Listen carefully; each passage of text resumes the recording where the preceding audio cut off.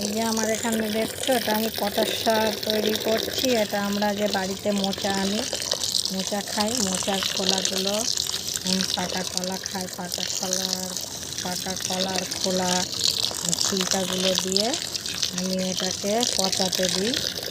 এটা পচানো হয়ে গেলে যে ফল গাছগুলো ফুল আসার সিজনের আগে 15 দিন পর পর আমি এটা দিই।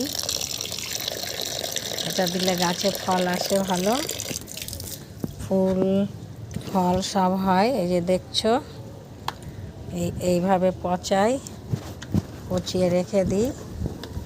এটা মাঝে মাঝে নেড়ে দিই।